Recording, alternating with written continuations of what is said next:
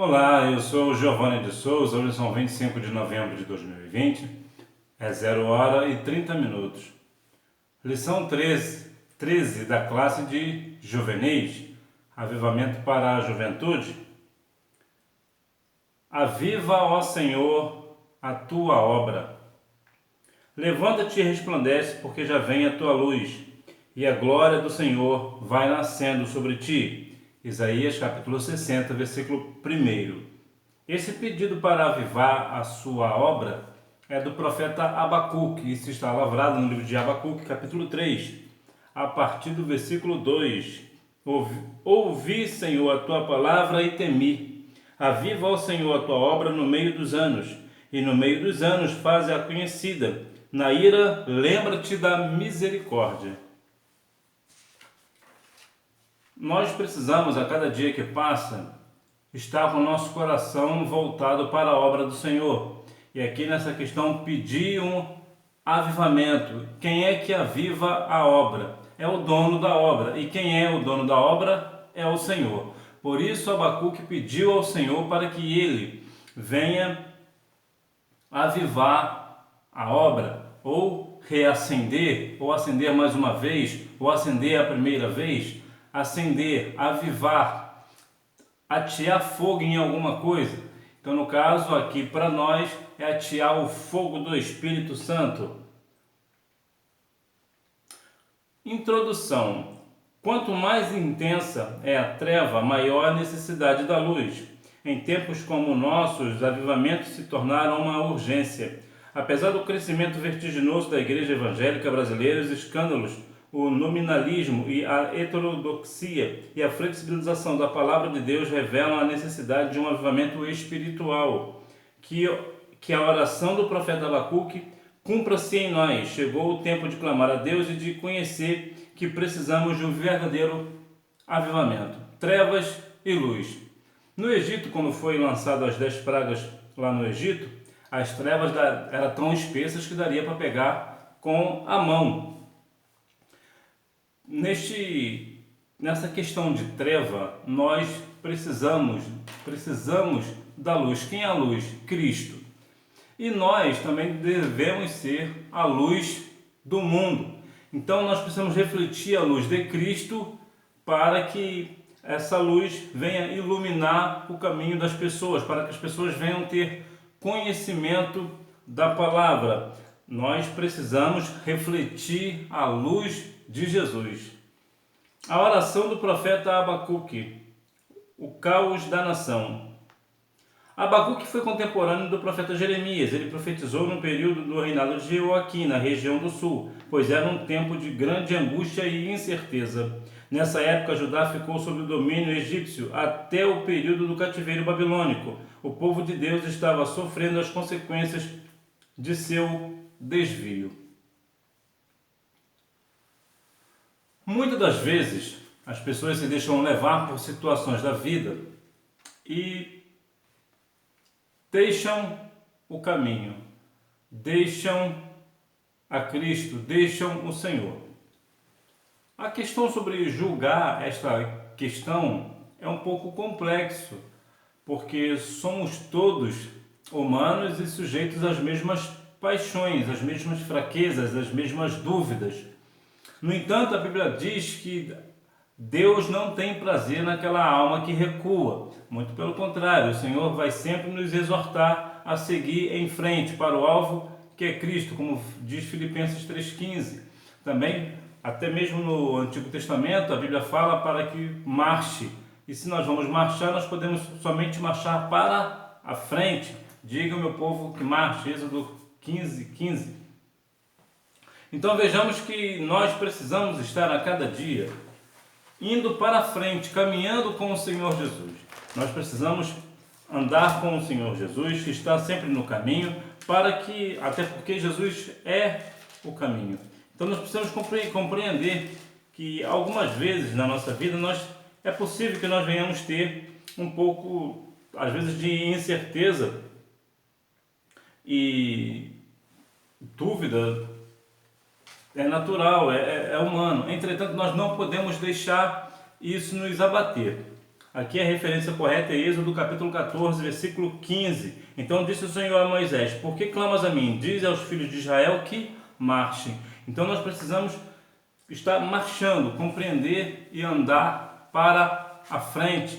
Nós não somos chamados para retroceder, mas para avançar. Assim como diz Mateus 16, 18, que as portas do inferno não prevalecerão contra a igreja do Senhor. Ou seja, nós precisamos ir contra as ciladas do diabo, contra as questões que ele virá. Aqui também há de se entender que Mateus 16, 18 pode servir para as duas situações. Quando o adversário vier contra nós, ele não vai prevalecer, ou quando nós formos contra ele, ele também não irá prevalecer. Entretanto, a ideia é sempre ir à frente. Então vemos que no momento de caos, numa nação, numa situação, numa cidade, num país, ou num estado, ou mesmo em todo o mundo, sempre haverá pessoas que Deus levantará para avivar a sua obra. Por quê? Porque este é o desejo do Senhor, que cada um de nós tenhamos intimidade com Ele. A consequência da degradação espiritual. Como poderemos esperar que Deus nos dê a sua bênção e sua proteção se nós exigimos que Ele não se envolva mais conosco? Esta é uma declaração interessante de Anne Graham, que é a filha de Billy Graham, do saudoso Billy Graham.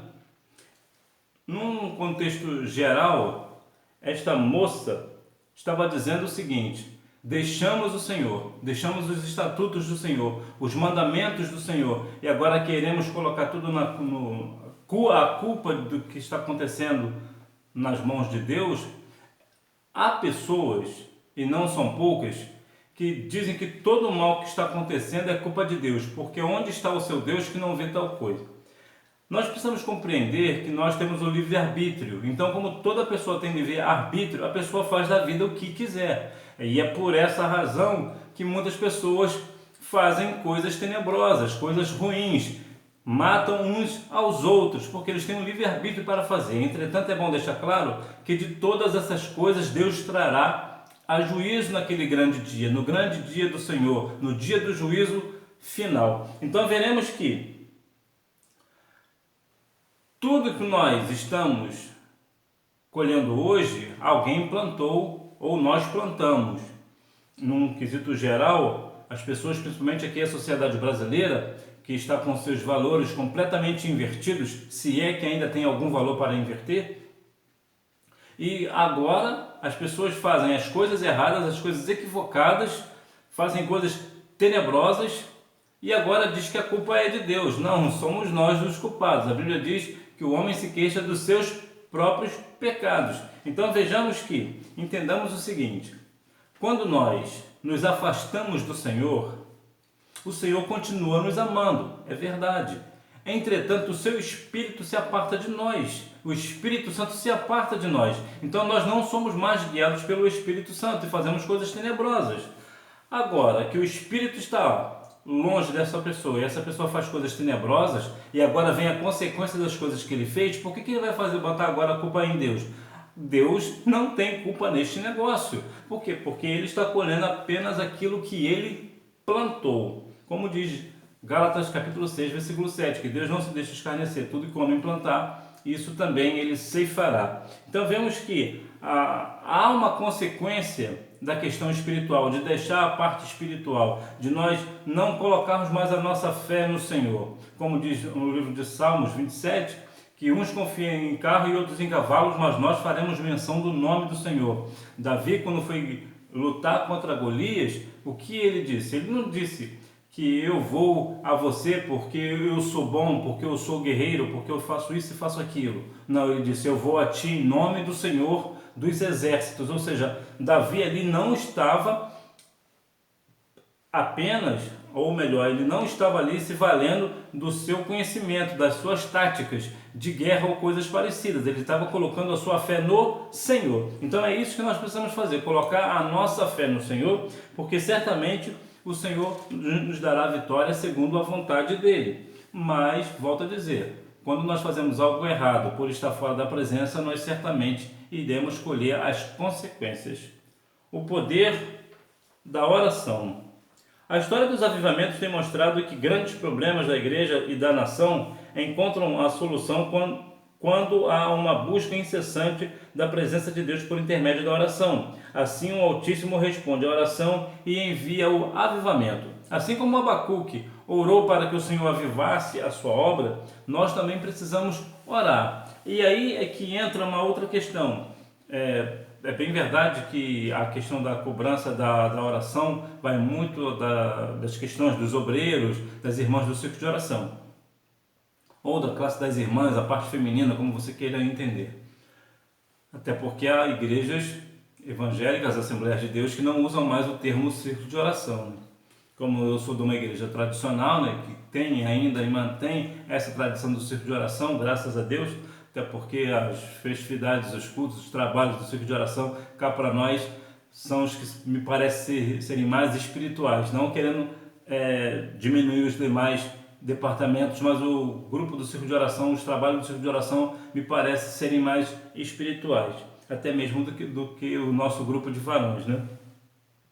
Então vejam que o nome já sugere, né, que é um círculo de oração. Então por que geralmente o trabalho das irmãs são mais avivados do que os demais? Porque elas vivem em constante oração. Então vejam que há uma busca, o avivamento virá, sim, quando há um arrependimento dos seus pecados. Entretanto, o avivamento, há uma continuidade na questão da oração. Nós precisamos orar ao Senhor, porque é Ele quem aviva. Nós é que precisamos buscar com fervor no nosso coração, para que assim o Senhor venha olhar para nós e nos batizar com o Espírito Santo, e nos avivar, e nos encher do seu Santo Espírito. Tudo é através da oração. Aí entra aquela questão: eu sou muito jovem, eu não preciso de ir para a oração. Você é aquele que mais precisa ir para a oração. Você é aquele que depende. Por quê? Porque você começou a sua vida agora, há pouco tempo. Ainda que você tenha nascido em berço evangélico, você é muito novo ainda. Você tem 15, 16 anos, ainda é muito jovem, ainda tem toda uma carreira para percorrer na questão da oração. E sim, você precisa estar orando para que Deus venha avivar a sua vida, avivar a vida da sua família. Entretanto, vem aquela máxima, né, que geralmente os cultos de oração são os cultos mais vazios, juntamente com o ensino da palavra. Geralmente o culto de doutrina, em resumo, que é aquele que é o culto de doutrina, é aquele que tem oração e tem palavra. É justamente esse culto que é o culto mais vazio da igreja, infelizmente, na maioria dos casos. E é por isso, né, que a igreja não tem um avivamento. Por quê? Porque não vive em oração. A Bíblia diz em 1 Tessalonicenses capítulo 5, versículo 17, orai sem cessar. Então nós precisamos viver sempre uma vida de oração. É tempo de clamar a Deus, oração e avivamento. O testemunho das Escrituras e da história da igreja mostra que a oração está intimamente relacionada aos avivamentos. Como vimos na lição 7, a oração precede o avivamento, se intensifica durante o avivamento e permanece em muitos corações após o avivamento. Há pessoas, é bem verdade, que parece que nasceram para orar. Há pessoas que, não querendo menosprezar os outros cristãos, as outras pessoas, entretanto parece que há pessoas que nasceram para orar. Fazem orações longas e fervorosas, e outras pessoas nem há tanto. Entretanto, nós precisamos também compreender que também não é por muito falar. Vemos, por exemplo, o caso de Jabes, que orou apenas um versículo, né, que a Bíblia vai falar, e o Senhor virou o seu cativeiro. Então vemos que não é o muito falar. É bem verdade, mais uma vez, que há pessoas que parece que nasceram para o negócio, e o Senhor realmente responde às orações. Outras pessoas também não precisam orar tanto e o Senhor dá o mesmo resultado. Então vemos que sim, nós compreendemos que a nossa vida tem que ser uma vida de oração. Nós precisamos viver uma vida de oração. Então essa vida de oração, a gente ora hoje, ora amanhã, ora depois, e o Senhor sempre estará nos avivando, nos trazendo as coisas, as soluções para os nossos problemas. A oração que precedeu o Pentecostes. Durante este tempo ficaram limpos de tudo o que lhes era próprio, isto é, orgulho, grandeza e desejo de serem os primeiros. Era necessário ficarem vazios de tudo isso, antes de receberem o Espírito Santo. Há muitas pessoas que, talvez por ter uma vida aparentemente irretocável, se acham que o Senhor vai responder eles rápido porque eles têm uma certa intimidade com o Senhor. Bem, não é bem assim. Nós vivemos uma vida diante de Deus, uma vida de humildade e humilhação diante da presença do Senhor. Nós precisamos tirar de nós todo o nosso orgulho, a nossa grandeza, se é que temos alguma, né, no sentido espiritual, porque vemos que as pessoas, muitas das vezes, pensam que Deus faz alguma coisa porque foi eu que orei. E orei e o Senhor me deu vitória. A oração de Jabes está lá em 1 Crônicas, capítulo 4, versículos 9 e 10. Então, a gente vê que Jabes teve uma situação difícil, mas o Senhor mudou o seu quadro numa simples oração. Então, importa que nós venhamos buscar o Senhor em oração e buscar em oração com toda a simplicidade e humildade no coração, que certamente o Senhor nos dará a resposta, independente se é por muito orar ou orando pouco, o Senhor dará vitória. Então, nessa questão aqui, nós vemos que nós precisamos nos esvaziar, principalmente a questão do orgulho, a nossa soberba. Nós precisamos orar ao Senhor para que o Senhor arranque isso de nós, para que assim nós venhamos ser exaltados, como diz a palavra diz que nós, os humilhados serão exaltados, mas o Senhor abate ao soberbo.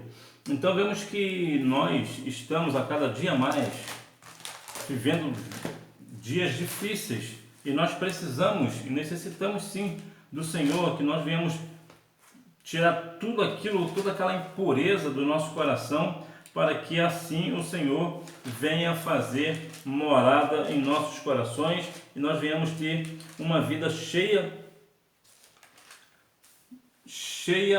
do Senhor, cheia do Espírito.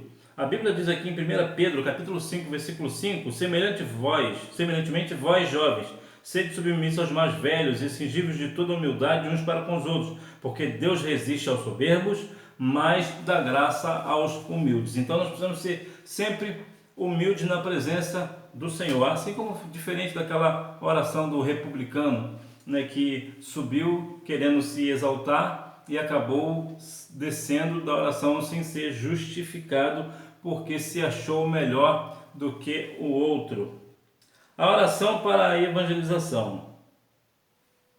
Em 1949, em Los Angeles, o evangelista Billy Graham pregou um sermão destacando o papel da oração para a evangelização, onde afirmou: sabeis o que muitos de nós estão fazendo? Há muito tempo perdemos o ferro do machado, mas continuamos a lenhar com o cabo.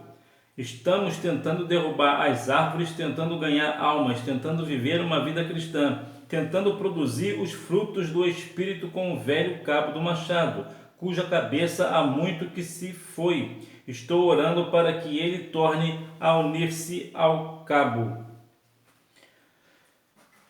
Em outras palavras, o que Billy Graham estava falando era que o que está lavrado em João capítulo 15, versículo 5, que Jesus disse: sem mim nada podereis fazer.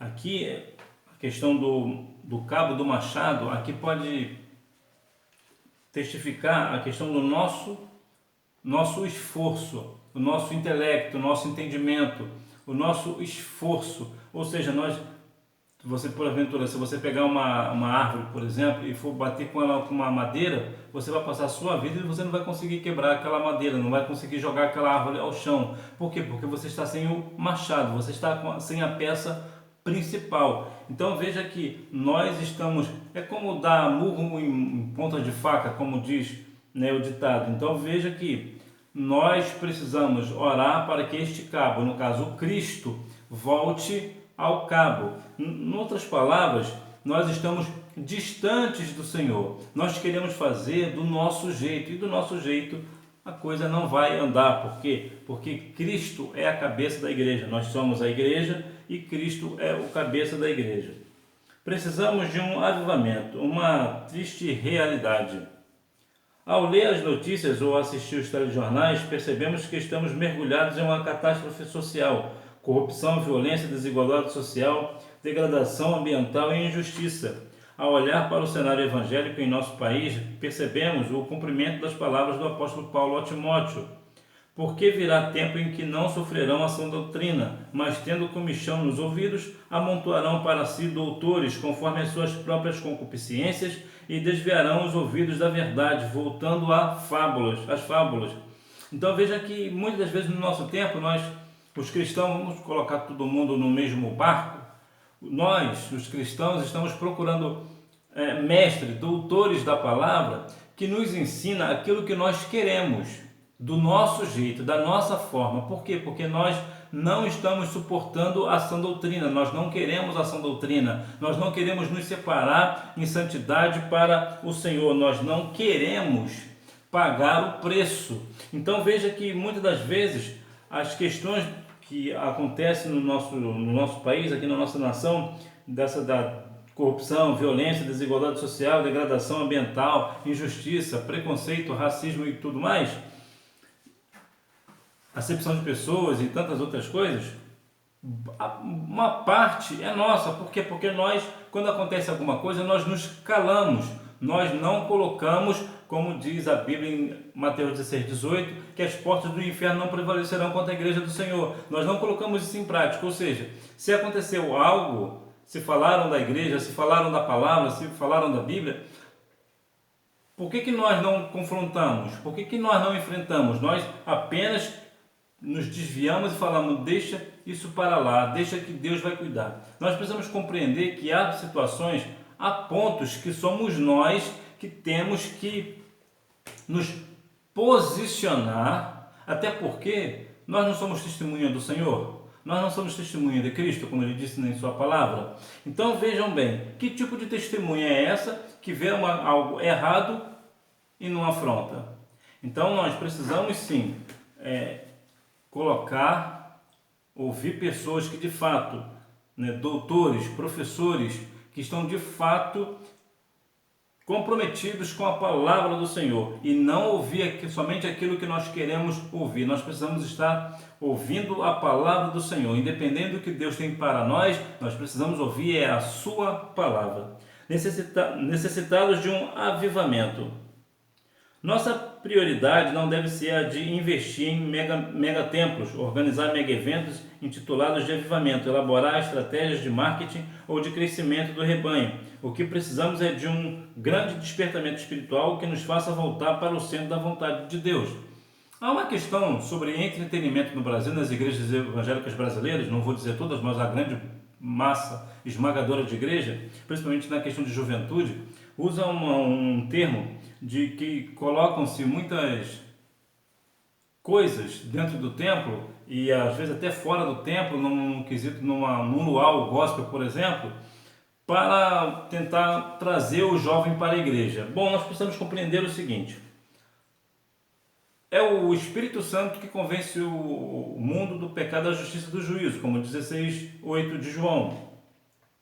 Não há nenhum problema de nós irmos para a rua para evangelizar, até porque a ideia da igreja é essa, o oxigênio da igreja é missões. Entretanto, nós vemos que as pessoas estão fazendo coisas extraordinárias, estratégicas, que eles dizem, para trazer o jovem para fazer um grande avivamento. Bom, deixa eu te dar uma notícia. O que acontece dentro desse templo não é avivamento. Pode ser um arrebentamento, as pessoas se arrebentarem dentro do templo. Pode ser um entretenimento, pode ser tudo isso, menos avivamento. Por quê? Porque não se falam da palavra, não se prega a palavra, muitas das vezes os templos são suntuosos, são grandes, entretanto não tem a essência da palavra. São pessoas que estão vivendo uma vida de mentira dentro da igreja. A questão do templo, de mega eventos, essas coisas, não há nenhum problema em fazer isso, desde que ela esteja vinculada com a palavra do Senhor, que não é, muitas das vezes, o que não é o caso. Aviva a tua obra, ó Senhor. Segundo relatos, a cidade de Ora, citada, foi transformada, ficando cheia de amor e alegria como resultado na presença de Deus. As famílias foram renovadas mediante a conversão de filhos, maridos e esposas. A igreja foi renovada em seu culto público, abandonando assim a frieza anterior. Veja o que aconteceu na Inglaterra. Uma igreja foi transformada, agora são uma igreja amorosa, uma igreja fervorosa. Muitas das vezes vivemos tempos trabalhosos que nós não queremos pagar o preço. Então vemos aqui uma igreja avivada, cheia de Deus, cheia do Espírito Santo, fazendo transformações extraordinárias nas pessoas, né? Os filhos, esposos, esposas, pessoas toda da família, aceitando a Cristo como Salvador e com verdadeiro avivamento. Por quê? Porque estão arrependidos dos seus pecados e aceitaram a Cristo como Salvador. Para concluir, neste trimestre estudamos sobre os avivamentos numa perspectiva bíblica e histórica e verificamos que os avivamentos não são fruto da ação humana. Antes, eles brotam exclusivamente de Deus. Seus efeitos são sentidos na igreja e se estendem por toda a sociedade.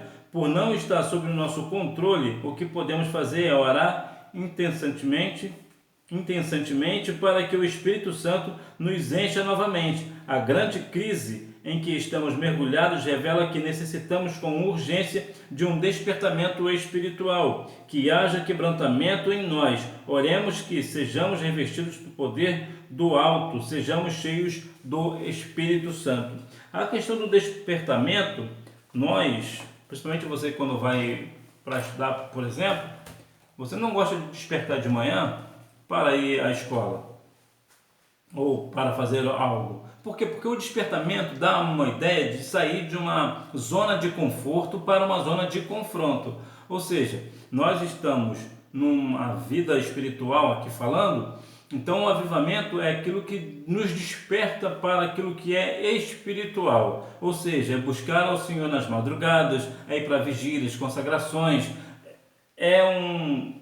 voltando-se para a palavra, jejum. Então são situações, são preços que nós não queremos pagar. Por quê? Porque nós não queremos sair da nossa zona de conforto, da nossa cama, por exemplo. Nós não queremos levantar da cama e orar e buscar o Senhor para que nós venhamos ser cheios do Espírito Santo. De contrapartida, nós nos enganamos quando vamos ao templo e vemos grandes situações de movimentos dentro da igreja, movimento daqui, movimento dali, e entretenimento daqui, entretenimento dali, e nada de avivamento, e nada de despertamento. Nós achamos e pensamos e nos enganamos, achando que indo para a igreja aos domingos à noite, por exemplo, cantando um louvor na casa do Senhor, nós seremos avivados dessa forma. Não, o avivamento é uma busca incessante, é um despertamento contínuo e genuíno. Nós precisamos pagar o preço para que em nós venha ter um verdadeiro avivamento, que em primeiro lugar o avivamento nos traz arrependimento de nossos pecados. Nós nos arrependemos dos nossos pecados e aí sim fomos para a palavra, vamos ser transformados pelo Evangelho do Senhor, vamos ser transformados por Cristo. Aí sim nós teremos uma vida plena de intimidade com o Senhor e nós poderemos dizer: aviva ao Senhor a tua obra no meio dos anos, porque certamente o Senhor avivará. Que Deus em Cristo continue abençoando a sua vida. Não deixe de ir à escola bíblica dominical, até porque quem faz a escola é o aluno. Tchau!